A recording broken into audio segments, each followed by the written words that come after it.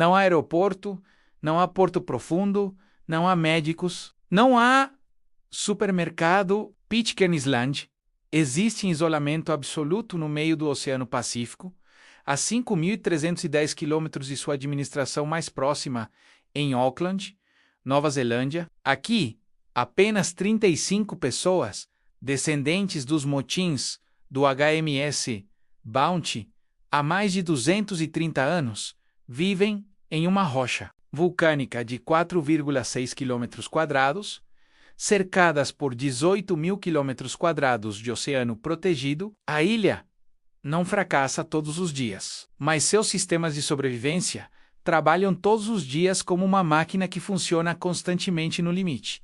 Água vem das chuvas. Comida vem do solo vulcânico, dos barcos e dos navios, que chegam a cada 90 dias. Energia vem de geradores diesel, que roem seu combustível de forma despiadada. Comunicação foi praticamente zero até 2024, quando a internet Starlink finalmente chegou. Emergências médicas levam horas de helicóptero ou semanas de barco se os mares estiverem revoltos. A máquina de Pitcairn não é de metal e circuitos. É humana. E ela está se esvaziando. Pela primeira vez em 230 anos, a população caiu para 35 pessoas. Algumas se foram, outras envelhecem. Nenhuma criança nasceu aqui entre 1986 e 2003, menos 17 anos de silêncio absoluto. A pergunta que percorre toda essa história é simples: como uma comunidade tão pequena consegue continuar existindo em um lugar onde quase tudo precisa ser trazido de fora, e onde o isolamento não apenas isola, mas sufoca? Pitcairn é uma ilha vulcânica que se ergueu do oceano há milhares de anos. Seu solo ainda guarda a fertilidade da lava antiga, menos bananas, papaias, coco, taro, fruta-pão crescem em jardins domésticos que cada família cultiva. A ilha tem precipitação média de 2.000 milímetros de chuva por ano, distribuída regularmente. As águas ao redor possuem atum e wahoo abundantes. Em teoria, uma comunidade poderia ser autossuficiente. Na prática, os primeiros colonizadores britânicos, quando chegaram em 1790, descobriram que o isolamento não era apenas geográfico, era absoluto. Os navios que os traziam não voltavam regularmente. Os suprimentos que chegavam eram limitados. A população explodiu. 300 habitantes nos anos 1850. Aí começou o primeiro grande fracasso do sistema. O solo não produzia alimento suficiente para 600 bocas. A chuva, embora previsível, precisava ser coletada em cisternas. Sistema artesanal onde os telhados das casas canalizavam cada gota para depósitos de água. Uma seca tropical mesmo curta criava crise. A ilha foi obrigada, em 1856, a evacuar quase toda a população para Norfolk Island, a 6.000 quilômetros de distância. Apenas um pequeno grupo voltou. Aqueles que retornaram trouxeram uma lição de engenharia de sobrevivência. A ilha não podia suportar crescimento descontrolado. A população precisava ser estável. A partir de então, Pitcairn operou como um sistema fechado. Entrada de pessoas estritamente controlada, nascimentos esperados, mas não encorajados. Emigração como solução quando a população subia além do limite de 50 pessoas. Por mais de um século e meio, esse equilíbrio foi mantido. Mas no século XX, novos problemas emergiram. Os geradores diesel que chegavam pelo navio de suprimentos consumiam combustível de forma insaciável. A energia era racionada. Os períodos de escuridão eram longos. O sistema de abastecimento de água, embora eficiente em princípio, dependia de chuva a menos e, em anos secos, a população enfrentava racionamento severo de água potável. O isolamento criava custos que a economia local não podia pagar. Selos postais e mel de abelhas. Produtos especiais que geravam renda. não eram suficientes para manter máquina complexa de uma comunidade inteira funcionando.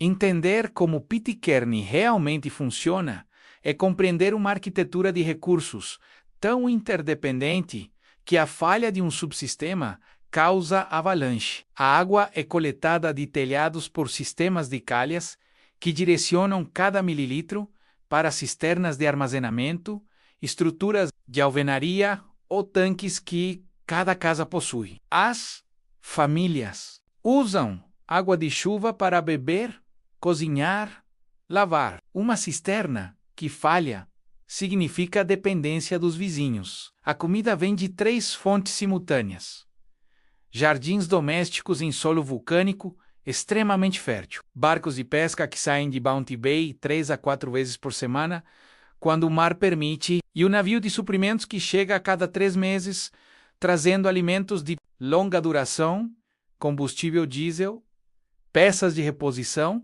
Quando o navio chega, toda a comunidade se mobiliza. Barcos compridos de 13 metros, chamados de longboats, saem da praia e atravessam 350 metros de oceano bravio até alcançar um navio ancorado. O mar em Bounty Bay é violento. Os recifes de rocha submersos aguardam qualquer erro. De navega os piratas antigos e depois os marinheiros menos conheciam esses perigos. Os habitantes atuais de Pitcairn desenvolveram uma habilidade que é quase arte: navegar longboats em condições de mar rudes, mantendo carga acima da cabeça enquanto passa por ondas de 2 metros. A energia vem de geradores diesel instalados em um prédio central. Eles funcionam regularmente, gerando 230 volts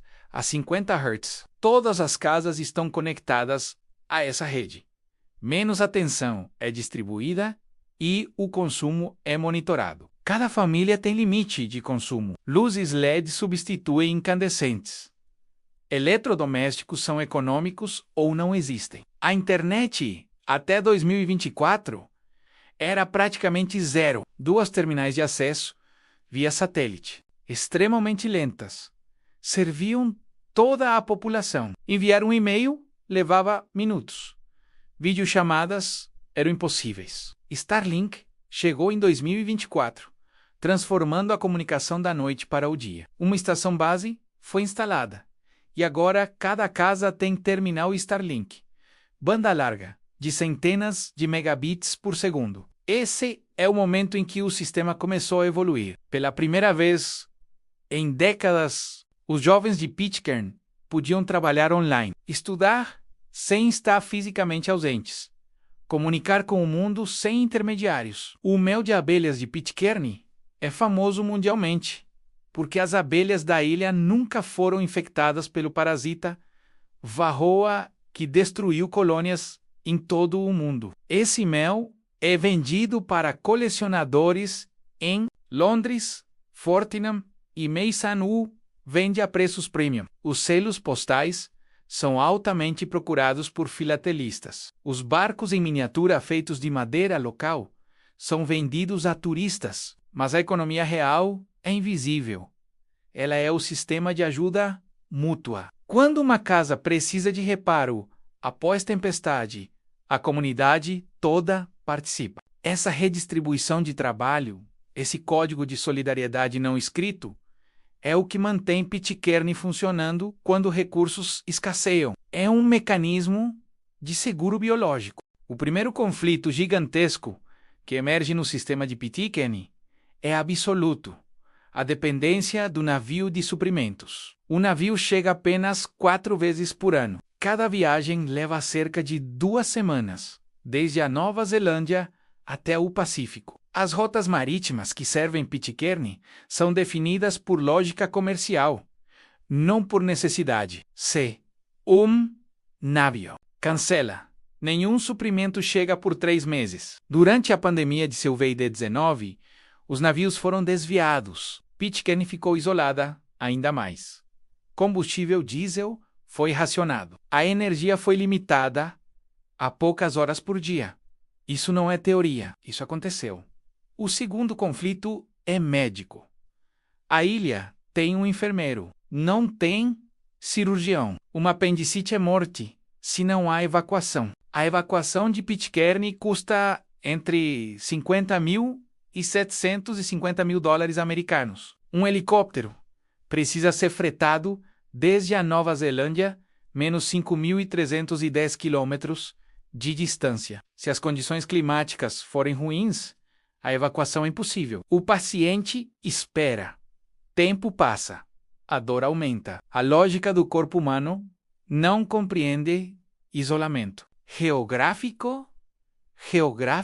O terceiro conflito é demográfico, e esse é o mais feroz. A população caiu de 200 habitantes em 1850 para 50 nos anos 1980 para 35.